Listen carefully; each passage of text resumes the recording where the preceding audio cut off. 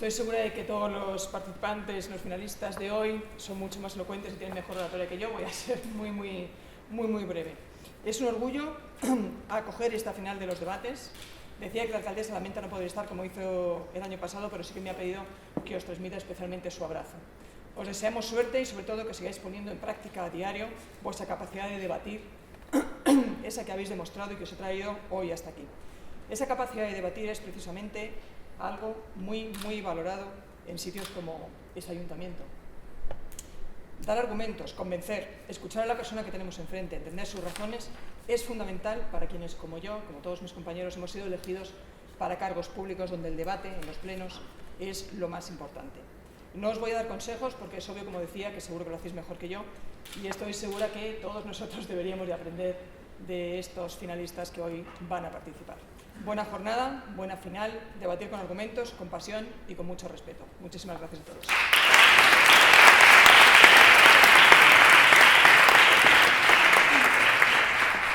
Bienvenidos al segundo torneo de la Liga de Debate Jurídico, Pasarela Madrid. La pregunta a debatir es: ¿ha protegido España adecuadamente al deudor hipotecario en materia de cláusulas abusivas? Mi nombre es Victoria Ruiz de Azcárate y estaré encantada de resolver cualquier duda que pueda surgir tanto a jueces como a equipos.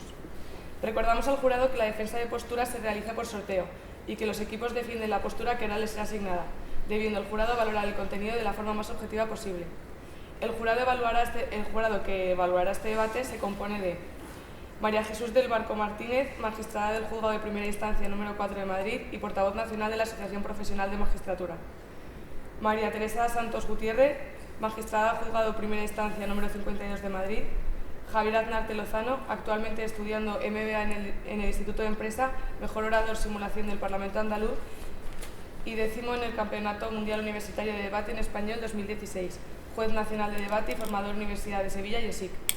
Pablo Méndez Monasterio Silvera, opositor al Cuerpo de Abogados del Estado y secretario de la Fundación Española de Debate Jurídico, expresidente de Sociedad de Debates Complutense, además de ganador de Copa Masters por equipos en dos ocasiones. Miriam Valcarce, directora de comunicación de Anexa Consultoría, experta en oratoria y comunicación con dilata experiencia y exdebatiente de la Universidad Camilo José Cela. Joaquín García Romanillos, consejero de la Mutualidad de la Abogacía. Pepe Oneto, periodista y escritor de actividad política y exdirector de informativos de Antena 3. José Carlos Cano Montejano, abogado en el despacho de Legal y Económico. Sin más, los capitanes de los equipos, por favor, vamos a proceder al sorteo de posturas.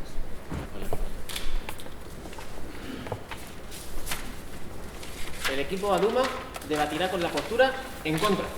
Cánovas, a favor. Gracias y mucha suerte a los dos.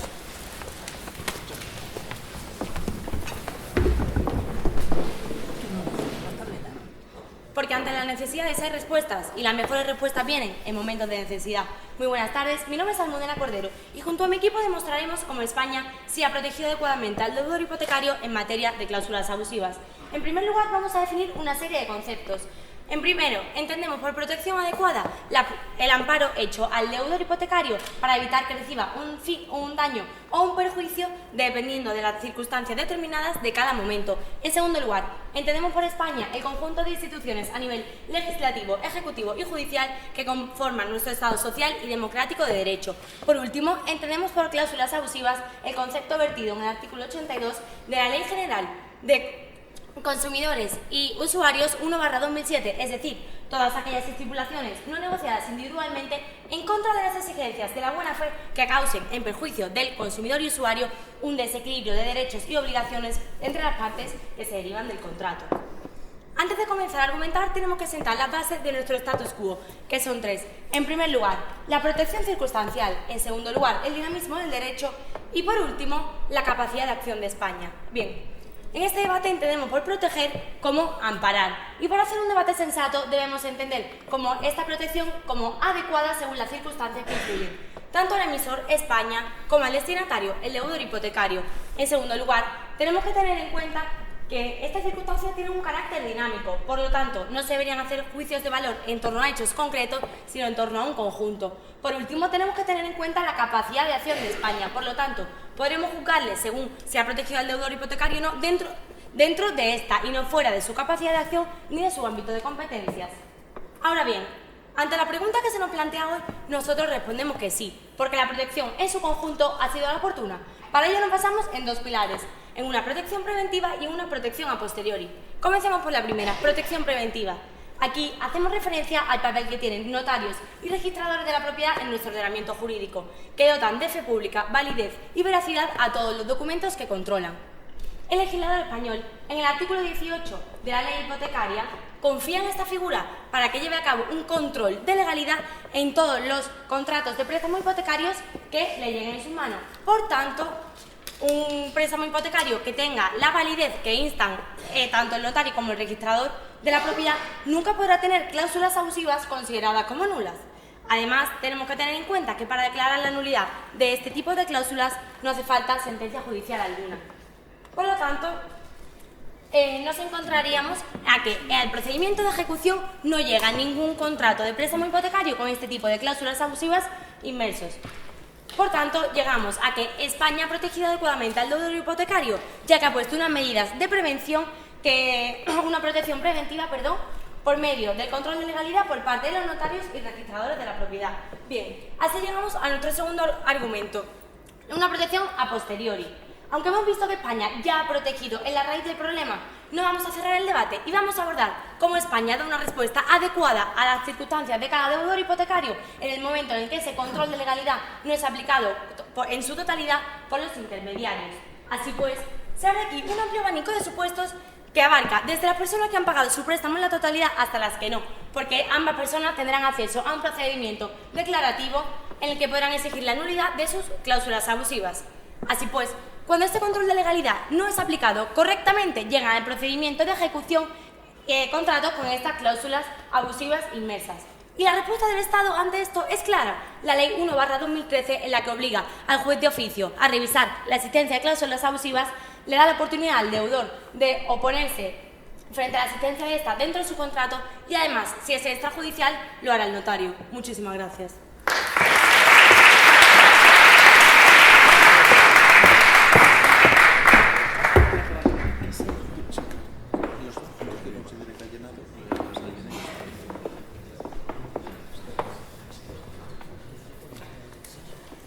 Un segundo,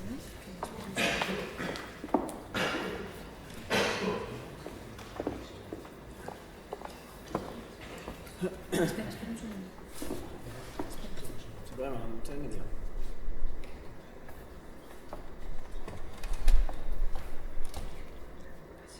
El 28 de febrero del año 2008, la de por entonces Caja Madrid firmó un contrato de escritura de hipoteca en el que se incluían cláusulas suelo, intereses moratorios, vencimiento anticipado, en fin, lo que podríamos considerar una Macedonia de cláusulas abusivas.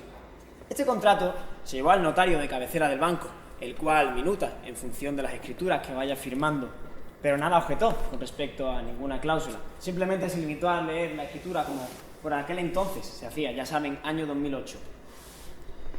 Acto seguido, se intentó inscribir dicha hipoteca en el registro de la propiedad de Falset, en Tarragona.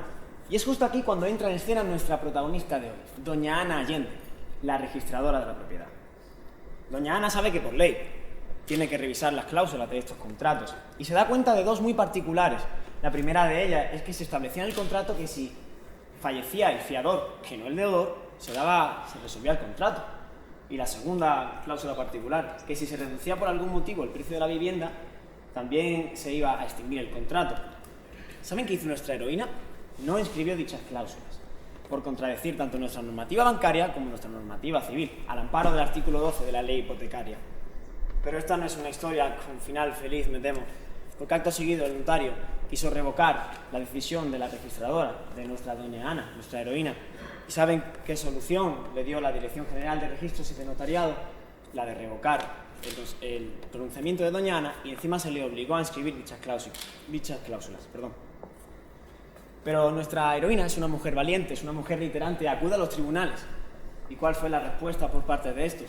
Pues que en primera instancia desestimaron su pretensión y en segunda instancia, y cuando acudió al Tribunal Supremo, también le desestimaron su recurso. Además, le hicieron pagar todas las costas que generó el procedimiento. Lo más triste de esta historia es que es una historia real. la resolución de la Dirección General de Registros y Notariado es del 7 de agosto de 2008, fecha en que se publicó en el Boletín Oficial del Estado, y la sentencia del Tribunal Supremo de la que le hablaba es del 13 de septiembre de 2013. ¿Creen ustedes que al día siguiente de recibir dicha sentencia volverá Ana a negarse a inscribir dichas cláusulas de otro cliente con otro contrato de hipoteca? Con la venia del jurado, muy agradecido al altísimo nivel del que hoy nos viene a juzgar, soy Alejandro Núñez y junto a mis compañeros vamos a defender que no, que España no ha protegido, y mucho menos de forma adecuada, al deudor hipotecario en materia de cláusulas abusivas. Nuestra tesis se basa en un razonamiento lógico que le vamos a invitar a que lo compartan con nosotros. En primer lugar, un argumento de ineficacia, de la ineficacia normativa que se ha aplicado, que se ha adoptado para proteger al deudor. En segundo lugar, un argumento de incumplimiento, este incumplimiento reiterado, palmante, notorio de todas estas medidas. En tercer lugar, un argumento de inseguridad jurídica, como no toda la inseguridad jurídica que nuestros anteriores argumentos generan.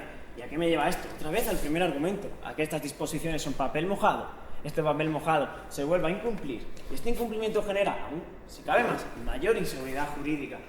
Por tanto, estos tres pilares, incumplimiento, ineficacia, inseguridad jurídica, crean, por desgracia, y créanme, a nuestro pesar, la cruda realidad ante la que todos los consumidores, todos los usuarios, todos los deudores hipotecarios nos encontramos hoy. España es testigo, es cómplice, y lo ha sido, de toda la desdicha, de toda la desprotección que se le ha dado al deudor hipotecario en todas las instancias en que ha tenido que recorrer el deudor hipotecario hasta llegar hasta la supuesta protección, que decimos que no hay. Notarios, registradores, defensor del pueblo, Senado, todos ellos, y mientras que unos no podrían, otros no querrían, el resultado ha sido el mismo, que España no ha protegido, y menos adecuadamente, al deudor hipotecario en materia de cláusulas abusivas. Muchísimas gracias.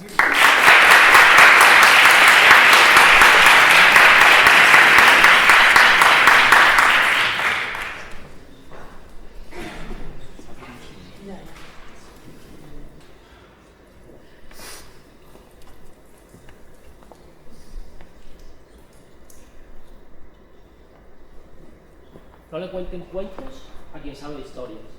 Buenas tardes. Mi nombre es Juan Antonio González y voy a estructurar mi discurso en dos partes. En primer lugar, intentaré refutar los argumentos del equipo contrario. Y en segundo lugar, les mostraré mi línea argumental y les explicaré por qué sí España sí ha protegido.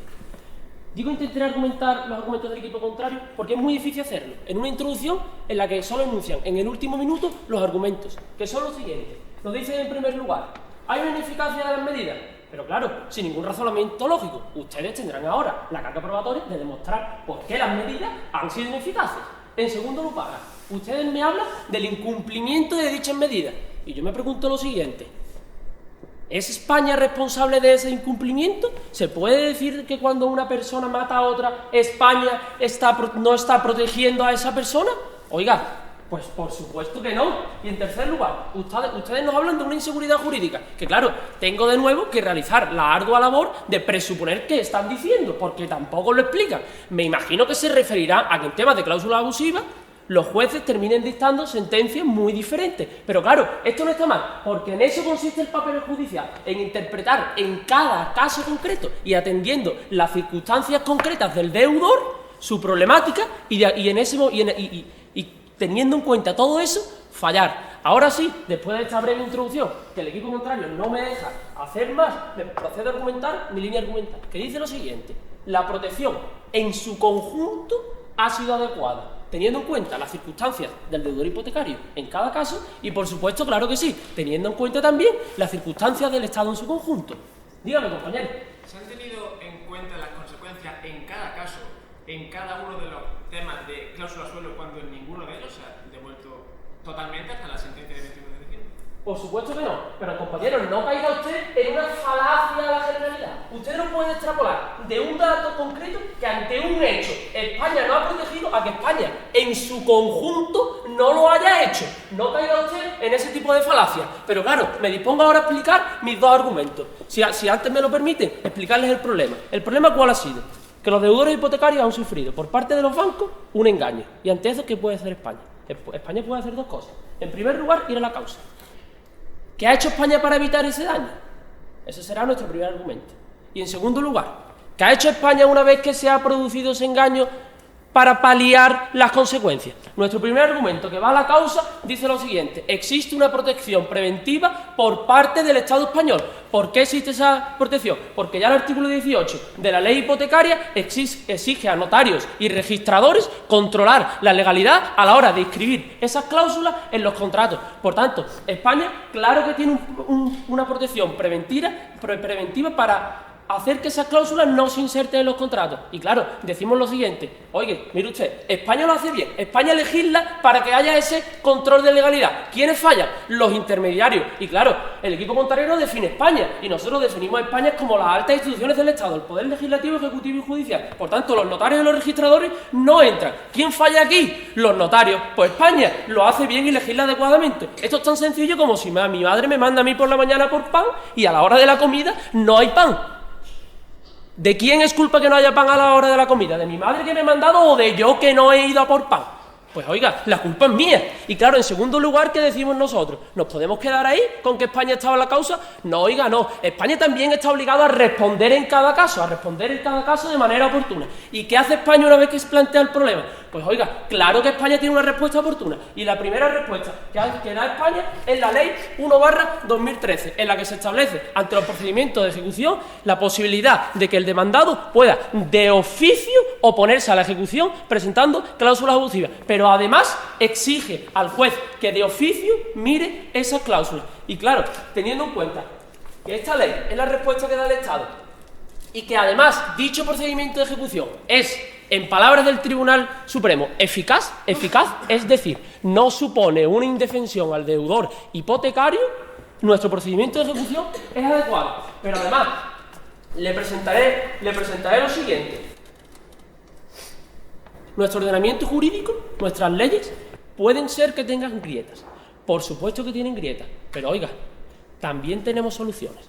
¿Cuáles son esas soluciones? Pues esas soluciones son todas las cuestiones prejudiciales que se han ido presentando por los jueces españoles, y recalco, españoles ante la Unión Europea, y esa sentencia al final protegen al consumidor. Pero claro, ¿de dónde emana esa sentencia? De los jueces españoles. Por tanto, en su conjunto y atendiendo a las circunstancias, España ha protegido al deudor hipotecario. Muchas gracias.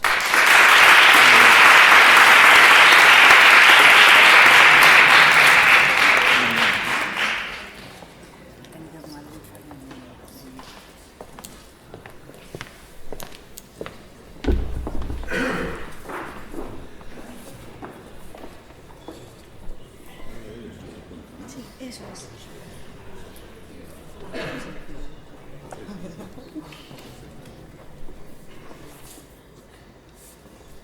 Muy buenas tardes, soy Daniel Martín y junto a mi equipo, aunque tenemos el gran honor de estar hoy aquí, venimos a demostrar una triste realidad, y es que efectivamente España no ha protegido, y mucho menos adecuadamente, al deudor hipotecario en materia de cláusulas abusivas. Antes de desarrollar nuestra argumentación y con la venia del jurado, me gustaría refutar algunas afirmaciones del equipo contrario. Este equipo nos ha hablado de dos protecciones, una protección precontractual y una protección a posteriori. Protecciones que no existen. ¿Y por qué digo que no existen? Porque nos hablaban de una protección preventiva por parte de los notarios registradores. Pero es que el artículo 129 de la ley hipotecaria, que permite el control de los notarios de las cláusulas abusivas, se reforma a raíz de la sentencia del caso ACI, que es del año 2013. Esto no es dinamismo, esto es llegar tarde. Y decían que no se le puede exigir responsabilidad al Estado. Claro que se le puede exigir responsabilidad al Estado, y no lo decimos nosotros. Es que lo ha dicho nuestro Tribunal de Justicia de la Unión Europea, cuando la sentencia del caso Panum reconoce precisamente esa responsabilidad patrimonial del Estado. Nos hablaban también de esa protección a posteriori. Nos hablaban de que se podía paralizar el procedimiento de ejecución hipotecaria. Pero fíjense, es que si el juez deniega esa oposición a la ejecución y se recurre en apelación a ese auto, no se paraliza la ejecución. Estamos un poco preocupados también porque no le había quedado clara la línea argumental. Yo ahora sí se la voy a desarrollar, no se preocupe. Le voy a desarrollar esta argumentación en base precisamente a tres argumentos. Un primer argumento que tiene que ver con una ineficacia legislativa radical. Y que nuestra legislación sea ineficaz y sea tardía, no lo decimos nosotros, sino que nos lo ha dicho, de hecho, nuestro Tribunal de Justicia de la Unión Europea en la sentencia del caso Milena, cuando nos dice precisamente eso, que la legislación española llega tarde y es ineficaz, aun cuando llega tarde. Y nos hablaba del equipo contrario también de la Ley 1/2013. Precisamente de esa Ley 1/2013 nos ha hablado también el magistrado de lo mercantil Fernández Seijo, que fue quien iniciara la cuestión judicial del caso ACIS. ¿Y qué nos dice sobre esa Ley 1/2013? Un segundo, por favor. Pues nos dice que esa reforma fue insuficiente, que quedaron muchas lagunas y que desde la perspectiva de la jurisprudencia comunitaria la tutela, tanto individual como colectiva de los consumidores, no es ni mucho menos eficaz. ¿Cuál era su pregunta? Para ver su criterio de valoración, teniendo en cuenta que en el concepto actual de consumidores no se incluyen ni a empresarios ni a autónomos, si estos fuesen incluidos dentro de unos años, por ejemplo en 2020, ¿dirían ustedes que toda la protección anterior ha sido inadecuada? Es que ellos sí están incluidos ya, no en la protección contra cláusula abusiva porque solo a consumidores, pero quizá ustedes no conozcan la teoría de las cláusulas sorpresivas y por eso hablen de que no hay protección. Seguramente luego mi compañero se lo pueda desarrollar. Precisamente de incumplimiento es lo que le vengo a hablar en nuestro segundo argumento. Y un incumplimiento de esa legislación, un incumplimiento reiterado y un incumplimiento que viene de largo, porque la Ley de Consumidor y Usuario, que transpone la directiva del año 93, llega con 5 años de retraso. Y sí que se transpone, pero no del todo, porque al legislador solo olvida transponer el artículo 4.2. ¿Qué recogía este artículo? Pues precisamente el control de oficio de la transparencia de las cláusulas abusivas. Sí que transpone el artículo 49.1 apartado I, que recoge sanciones para el caso de que se incluyan cláusulas abusivas en los contratos. A este respecto, me gustaría traerles hoy aquí el informe de reclamaciones del Banco de España. El Banco de España, desde el año 2013, ha recibido más de 100.000 reclamaciones. De todas estas, más del 74% han sido favorables al consumidor. Pues de esas sanciones que les decía que recoge la Ley de Consumidor y Usuario, ¿sabes cuántas se han aplicado? Ninguna. Y claro, cuando tenemos un incumplimiento reiterado y sistemático, sin ningún tipo de sanción, lo único que ocurre es que este incumplimiento pues, se reitera. ¿Y a dónde nos lleva esta reiteración del incumplimiento? Precisamente a nuestro tercer argumento, y es a que se crea una patente inseguridad jurídica. Inseguridad jurídica que dista mucho de que un tribunal dé una solución adecuada para cada caso, porque si un tribunal da soluciones inventadas, eso no es una solución adecuada. Y por solución inventada, todos conocemos la sentencia del 9 de mayo de 2013 de nuestro Tribunal Supremo, donde nos habló de aquella nulidad parcial. Sentencia que a la postre ha sido revocada por la sentencia del Tribunal de Justicia de la Unión Europea de diciembre del año pasado y que nuestro propio Tribunal Supremo, ahora en febrero, ha reconocido la revocación de esa sentencia. Pues bien, ¿a dónde nos lleva esta inseguridad jurídica? A que se creen más leyes que eviten esta inseguridad jurídica, leyes que serán de nuevo papel mojado, que volverán a incumplirse y, en fin, no creo que ni ustedes quieran entrar en este bucle ni nosotros tampoco queremos volver a hacerlo. Y por todo ello no podemos más que decir, muy a nuestro pesar, que España no ha protegido y mucho menos adecuadamente al deudor hipotecario en materia de cláusula abusiva. Muchas gracias.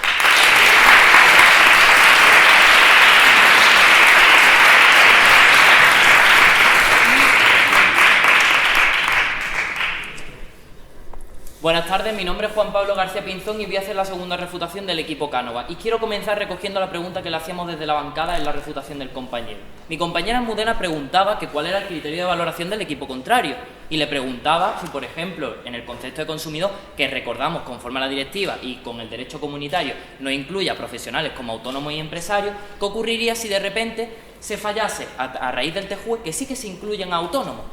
Le preguntábamos y no nos respondían, evadían la pregunta. ¿Pero qué ocurre? Que es que si nos decían que sí, si nos decían que en tal momento la protección habría sido inadecuada hasta ese momento, lo que nos están planteando es una línea que es autocomprobatoria. ¿Por qué? Porque pone el criterio de valoración en la sentencia del Tribunal de Justicia de la Unión Europea. Por tanto, siempre vamos a tener una protección inadecuada porque cada vez que se pronuncia el TJUE, todo lo anterior nunca valdrá, lo cual deja fuera totalmente el debate. Y si nos decían que no, nos estaban dando la razón. ¿Por qué? Porque hay que ver la protección de España, si es adecuada o no, en el conjunto, es decir, en el conjunto de España, si se ha protegido adecuadamente o si no, y conforme a las circunstancias del país y del deudor hipotecario. Y eso es lo que hemos mantenido nosotros en todo momento. Y ya no solo me quedo en la refutación técnica, sino que voy a entrar al fondo de su argumentación. Y es que nos decían, en primer lugar, desde el equipo contrario, nos planteaban que, claro, que como poniendo un ejemplo concreto en el de la sentencia del Supremo sobre cláusula suelo, ya por ello nos decían que el consumidor estaba indefenso, cuando de hecho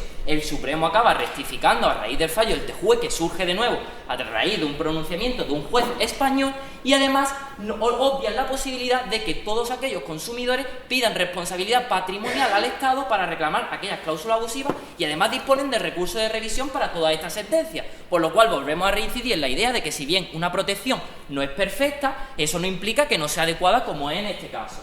Además, nos vamos al segundo argumento del equipo contrario, y es que nos decían, hay un incumplimiento notorio, es decir, lo que le acaba de decir, dicen, claro, como incumple en un caso concreto la ley, ya estamos diciendo que no hay protección adecuada. Pero es que, señores, sí que hay una protección, habrá que ver si es conforme a las circunstancias del momento, y en todo momento se responde. El Supremo, cuando salen las cláusulas suelo, refuerza además el control de nuestro primer argumento, el control de transparencia, el control de legalidad, lo refuerza con un control de transparencia en el que los registradores no anotarán en el registro todo título de préstamo hipotecario que no tenga la apreciación de que el consumidor sabe perfectamente los riesgos que está asumiendo. Por lo tanto, vemos que una situación, es decir, circunstancias cambiantes, al igual que el carácter del derecho, que es dinámico, circunstancias nuevas, respuesta de España, por tanto, protección adecuada. Su pregunta.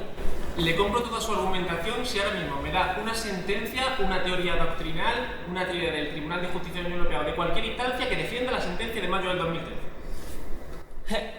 Es que usted no está teniendo en cuenta lo siguiente, compañero del equipo contrario, y es que cuando se declara la nulidad se hace también a las circunstancias del momento, es decir, que los perjuicios para el consumidor hubiesen sido mayores que los beneficios de haber declarado lo mismo, por lo cual al final el consumidor puede obtener esas cantidades porque el juez falla que sí que puede reclamarlas. Y nos hablaban también en la ineficacia normativa de que las normas no eran eficaces, pero le decíamos, mire, desde 1984, aunque ya esté la ley derogada, en el momento de su aplicación ya se contenía que las cláusulas abusivas son nulas y por tanto en el control de transparencia esas cláusulas no se deberían haber incluido. ¿Qué ocurre? Que lo que fallaban eran los intermediarios, pero no España, porque España protegía al deudor hipotecario con dicho control de transparencia. Y además nos hablaban de una inseguridad jurídica, a lo que yo les digo, oiga, compañeros, ¿ustedes no saben que es que ante pronunciamientos que no sean conforme a derecho siempre tenemos el recurso de casación para adecuarnos al criterio del Supremo? Es que me resulta un poco incongruente que nos digan que hay una inseguridad jurídica cuando disponemos los medios para asegurar dicha seguridad jurídica. Es decir, al final toda la línea del equipo contrario se resume en una protección perfecta, es decir, buscaban una protección perfecta ab initio, y nosotros demostramos que conforme avanzan las circunstancias, avanza el derecho porque es dinámico y la protección se va tornando adecuada. Por ejemplo, y el ejemplo más claro es el control de transparencia que se incluye en una resolución de Dirección General de Notariado y Registradores, en la que se vuelve a aplicar, tenemos un caso práctico en el que se aplica dicho control de transparencia en un registrador, y también la tenemos en la Ley 1/2013, en la que se añaden todas las medidas que palian la problemática que puso de manifiesto el caso ACIF, que fue un punto de inflexión en este ámbito concreto. Y es que al final, reformando el artículo 695 de la ley, si bien no estamos dando una protección perfecta, estamos dando una adecuada conforme a las circunstancias del momento, teniendo en cuenta la naturaleza del procedimiento de ejecución, que no es cognitivo. Y todo se puede resumir en el siguiente ejemplo. Imaginemos que vamos conduciendo un coche y que en este coche los frenos de pedal serían los notarios. Cuando estos me fallan, puedo tirar del freno de mano, que si bien no es una protección perfecta, es adecuada al momento. Por tanto, España en todo momento pone una respuesta ante unas circunstancias cambiantes y por eso protege adecuadamente. Muchísimas gracias.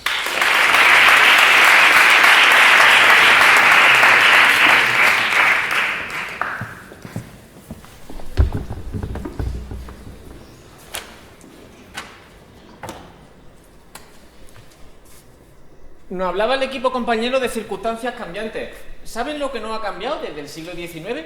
Prácticamente nada de nuestro Código Civil. Y les leo el 1303 que el equipo compañero desconoce. Declarada la nulidad de una obligación, los contratantes deben restituirse recíprocamente las cosas.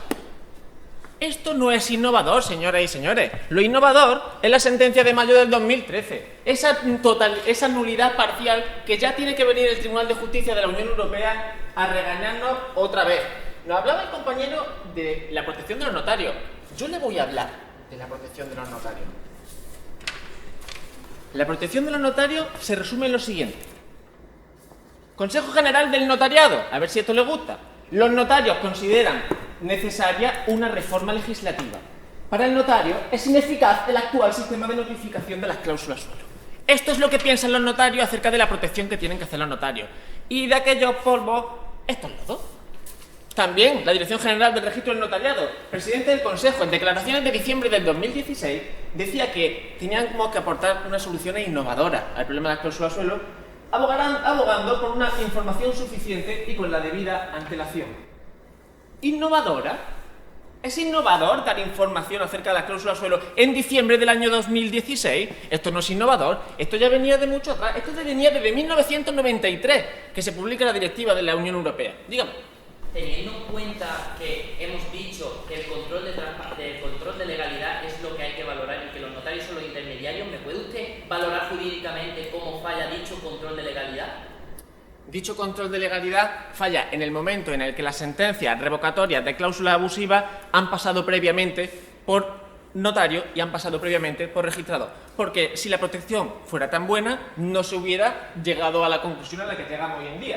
Nos hablaba usted, además, de las circunstancias cambiantes, que esto era una cosa que no se podía prever, porque, claro, Boletín Oficial del Estado de 7 de mayo del 2010. Les leo textualmente.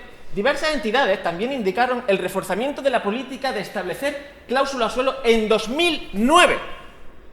En 2009, cuando España estaba sumida en la más miseria, el más absoluta de las miserias, cuando la crisis tocaba fondo, el Boletín Oficial del Estado publicaba que las entidades reforzaban su política de establecer cláusulas suelo. ¿Cómo que no se sabía esto por parte de los notarios? ¿Cómo que no se sabía por parte del Senado? ¿Cómo que no se sabía por parte del Congreso? Por supuesto que se sabía y no se hizo nada.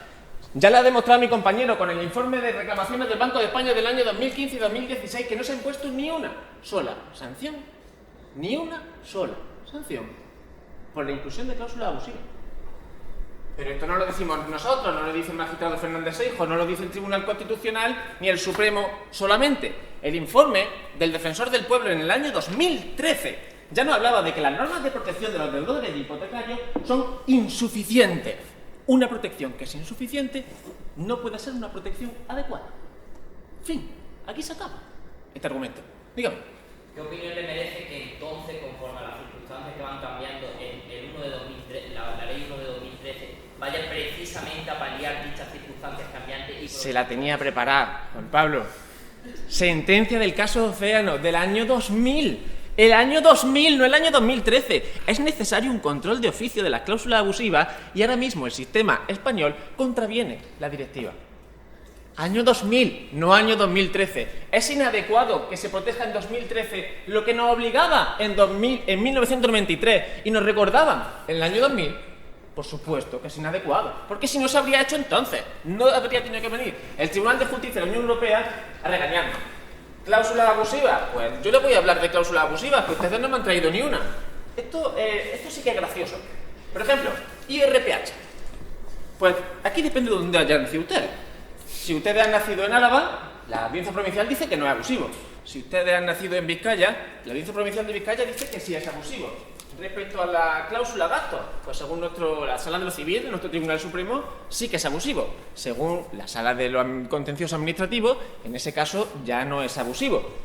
Por lo tanto, no me digan que se ha dado una solución al caso, porque ningún caso, ninguno, cero, ha protegido y se ha adaptado al caso desde mayo del 2013 hasta diciembre del 2016, que viene Europa a regañarnos. A todas las personas se les devolvió desde aquella fecha de mayo del 2013 sin tener en cuenta esas circunstancias personales.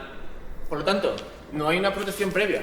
De hecho, los que tienen que proteger ya se quejaban de que no tenían medios.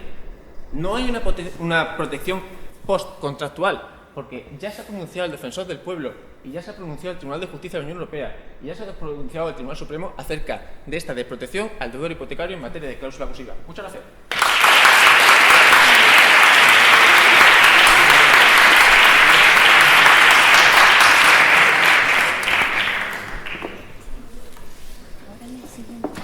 Mi padre me solía decir que rectificar es de sabio, pero tener que rectificar todos los días es de necio.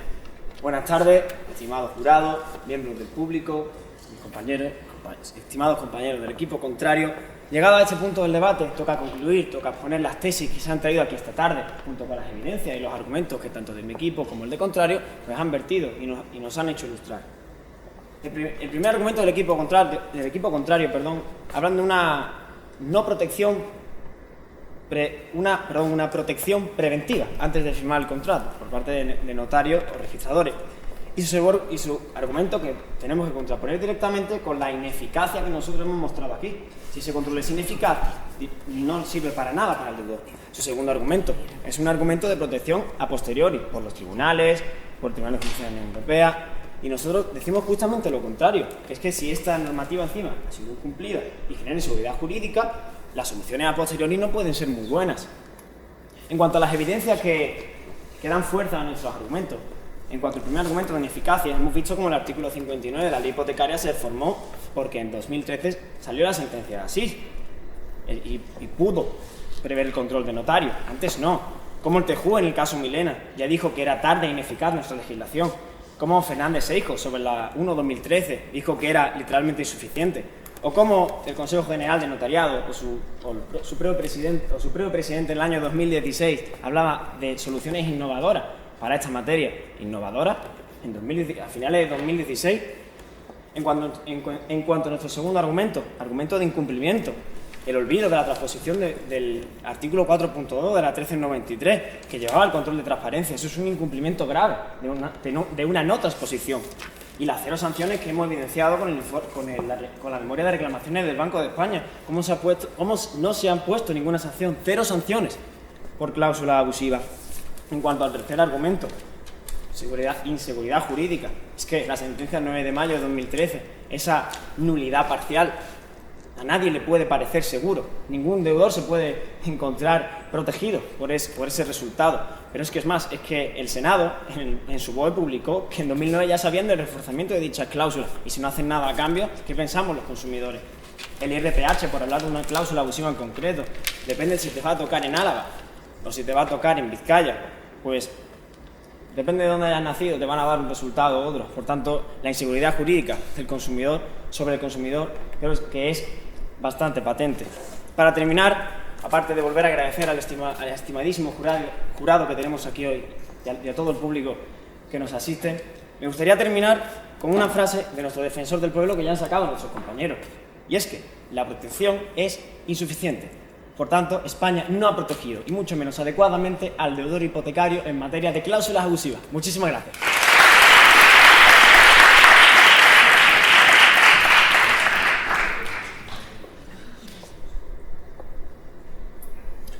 Suele decir el senador y presidente de Cánovas Fundación que quien se inventa el pasado querrá inventarse el futuro. Y curiosamente eso ha sido lo que ha hecho el equipo contrario a lo largo de todo el debate. Muy buenas tardes, mi nombre es Alejandro Pérez, me encantaría invitarles a que den conmigo un paseo para analizar todo lo que ha pasado en este debate. Ante la pregunta que se nos ha hecho hemos respondido que sí, puesto que la protección en el conjunto ha sido totalmente la oportuna. Sin embargo, el equipo contrario intenta argumentar a lo largo de todo el debate que la protección no ha sido adecuada al deudor hipotecario por una serie de conceptos que ahora vemos. En primer lugar, contamos con un problema muy grande al principio del debate porque se dedicaban en la introducción a contarnos un cuento que no tiene ninguna correlación ni ninguna causalidad, ni lo han seguido en las diferentes intervenciones, por lo tanto, hacían una intervención en la que no nos daban ningún nexo causal lógico y, por tanto, ¿qué era lo que querían hacer? Bloquear nuestra primera refutación a favor para que no refutásemos nada. Para ello vamos a los argumentos. Se nos dice que existe, en primer lugar, un argumento de ineficacia normativa, es decir, que todas las leyes y que todo el mecanismo y que todo el conjunto legislativo era ineficaz. Y ustedes tenían la carga de la prueba de demostrar que todo ese conjunto normativo, que todo ese mecanismo legislativo era ineficaz, cosa que no han hecho a lo largo de todo el debate sin ninguna intervención. Además, les hemos demostrado que existe un amplio conjunto normativo, como llega a ser la Ley de Consumidores, entre otras muchas, que defienden y que protegen al deudor hipotecario de acuerdo a las propias circunstancias, cosa que ustedes no han querido ver en todo el debate. Además, les hemos demostrado como el propio deudor hipotecario se ve protegido por medio de las cuestiones prejudiciales que son presentadas por los diferentes jueces españoles. ¿Para qué? Para la defensa y la protección del propio deudor hipotecario. Segundo argumento, nos decían incumplimiento notorio. Y aquí ustedes cometían un error. ¿Y dónde estaba principalmente el error? Y lo sacaba mi compañero Juan Pablo, porque ustedes utilizaban un criterio de valoración que era totalmente autocomprobatorio. Porque si existe aquí un pronunciamiento del TJUE y España ha hecho todo esto, a cada pronunciamiento del TJUE, todo lo atrás es contradictorio y por tanto es insuficiente. Por tanto, ese criterio de valoración que ustedes utilizan en el debate es autocomprobatorio en sí mismo y está fuera de este debate. Y decían ustedes que por el simple y mero hecho de que el TJUE se pronunciase, España ya no estaba protegido adecuadamente al deudor hipotecario. Falta una causalidad increíble y así lo hemos hecho ver en todas las intervenciones. En tercer lugar nos decían, existe inseguridad jurídica. Y claro, ¿qué les hemos dicho? Hombre, faltaría más que cada juez no pudiese decir en cada sentencia lo que opina o deja opinar. Es que estaría bueno que fuera así, al contrario. Además les hemos dicho que existe también el propio recurso de casación. Miren, además también cabe decir que en la segunda refutación en contra nos han sacado una gran cantidad de carga probatoria y una gran cantidad de refutación, a lo cual no podemos responder. Por lo tanto, a mí me encantaría pedir un turno de refutación 3, me encantaría solicitarlo, pero no puedo. Así que toda esa carga probatoria que usted saca en los últimos 4 minutos del debate, se entiende que también están fuera del mismo. Ante ello, nosotros, ¿qué les hemos dicho? Miren, tan sencillo como lo siguiente. Ante la pregunta de hoy de si España ha protegido el deudor hipotecario en materia de cláusulas abusivas, les hemos respondido que sí, puesto que la protección en el conjunto ha sido la adecuada. Y para ello, 2 simples pilares. En primer lugar, ¿qué pilar? El pilar preventivo. Y en segundo lugar, ¿de qué les hablamos? Del pilar de la protección a posteriori. Y queremos dejar claro cuál era el punto del debate. ¿España pone los medios para que exista una protección adecuada? Claro que sí. ¿Pero quiénes fallan? Los intermediarios, que son notarios y registradores que, de acuerdo con la propia definición de compañera Almudena, no entraban en este debate. Por lo tanto, ante las necesidades hay respuestas, y las mejores respuestas vienen en momentos de necesidad. Muchísimas gracias.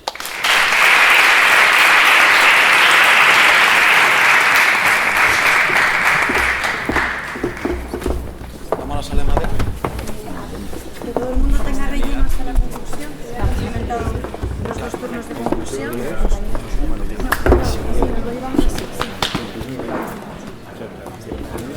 ¿Hay conclusiones para los restantes? Sí, ya la tenemos, sí, así. Turnos, está, vamos para aquí. Y aquí ya terminamos de rellenar.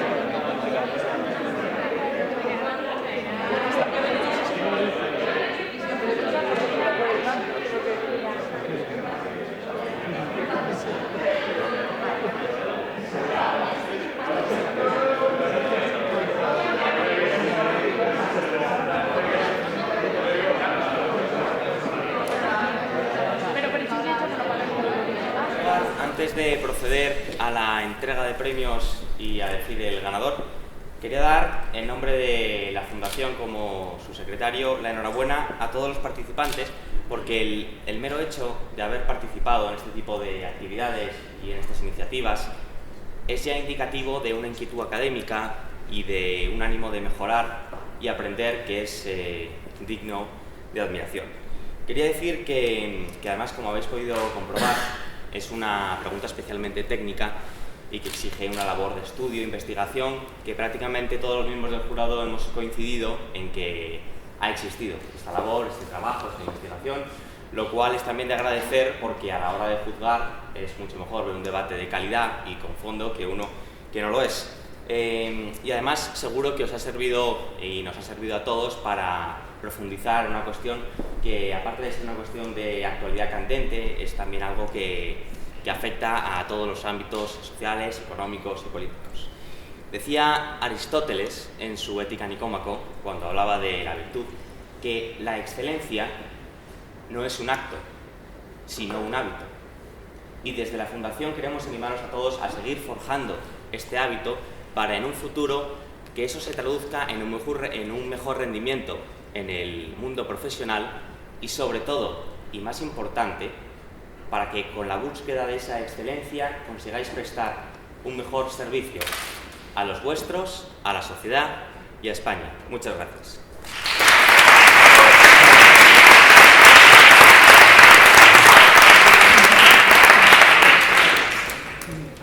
Bien. Comienza el momento. Pero antes, por supuesto, vamos a hablar, a dar agradecimientos y hablar un poco de qué es la Fundación Española de Debate Jurídico. La Fundación Española de Debate Jurídico es una fundación que tiene como objetivo promocionar la excelencia universitaria tanto a nivel académico, de conocimiento jurídico, como a nivel de mejora de adquisición de habilidades de oratoria y comunicación. ¿Y lo consigue cómo? Pues a través de torneos de debate universitarios. Organiza una Liga Nacional de Debate Universitario con 3 encuentros. Como sabéis, uno tuvo lugar en Córdoba, este de Madrid y uno que va a tener lugar en Barcelona en abril.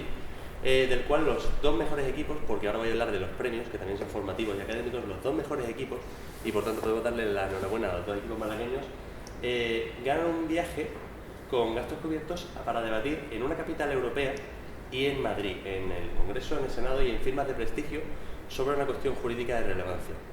Es un premio académico, por supuesto, y la forma que tiene la Fundación, junto con otros premios, de promocionar esta excelencia universitaria.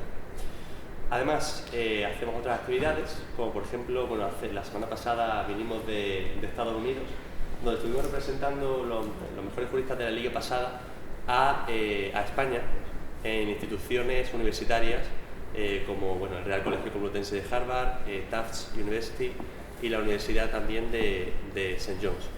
Y bueno, la verdad es que hicimos una buena representación y por supuesto es de nuevo una forma de adquirir habilidades y en este caso pues estar a la altura de debatir nada más y nada menos que en inglés y de cuestiones jurídicas internacionales.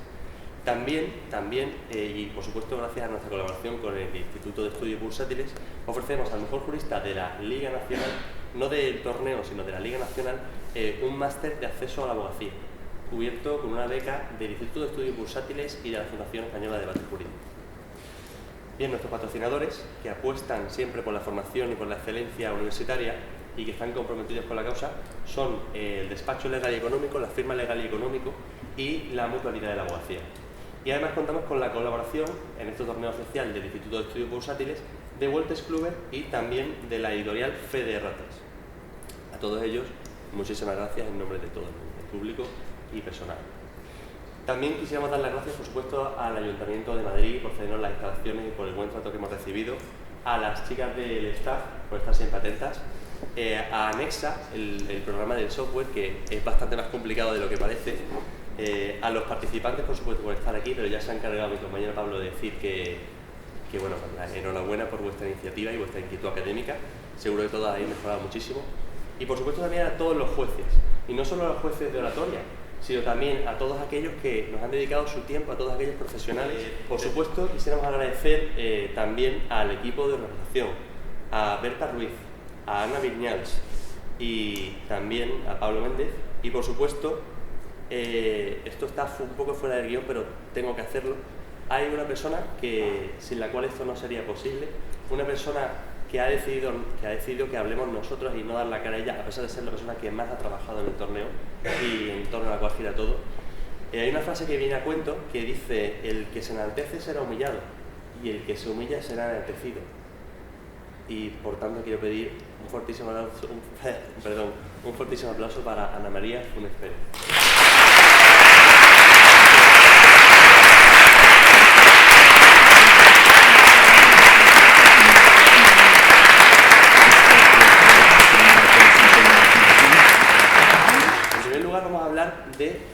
Vamos a dar el premio al equipo ganador, después al equipo subcampeón y después al mejor jurista del torneo.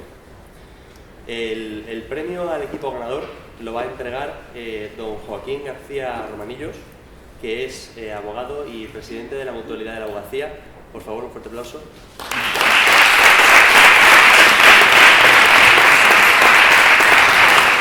Ya les digo a mis alumnos que si tú todo lo que sabes no lo sabes comunicar ni al tribunal, ni siquiera a tu cliente, poco vas a triunfar en el ejercicio de tu profesión.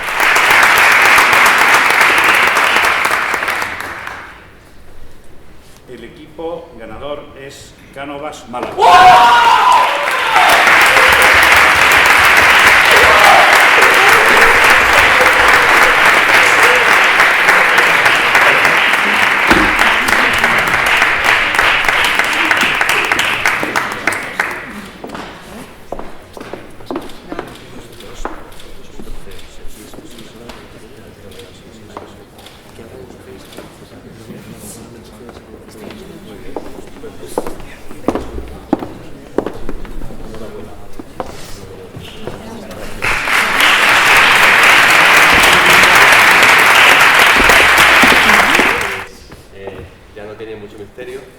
El equipo subcampeón es la Asociación de Debate Universitario de Málaga.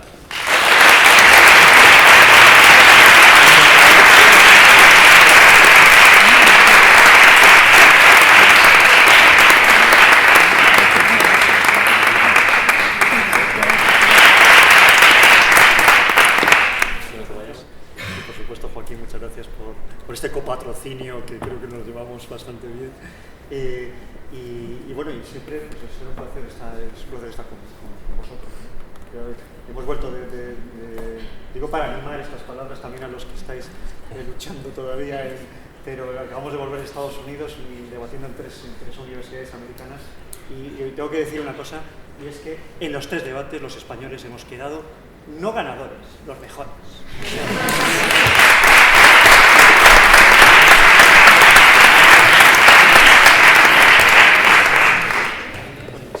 Bueno, pues me indica Diego que ganador individual pues es... ¿Estás seguro? Segurísimo. Antonio Mesa.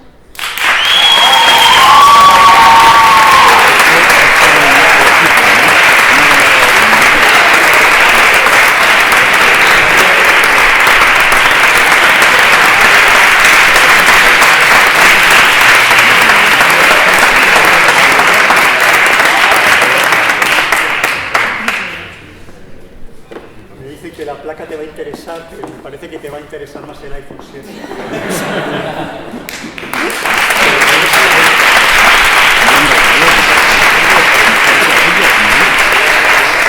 Decir simplemente que esto ha sido, mi grupo puede ser totalmente inesperado. Nosotros habíamos venido aquí nada más a ver la final y agradecerles a ellos porque han sido un grupo magnífico. Sin ellos yo no podría estar aquí.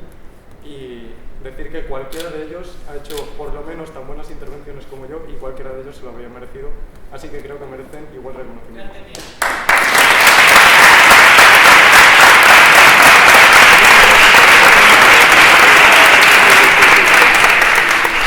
Sin más, queda decir una cosa muy importante en este torneo y es que los que queden por darme los 15 euros de la cena, pues, sé que soy muy pesado, pero es muy importante, ¿vale?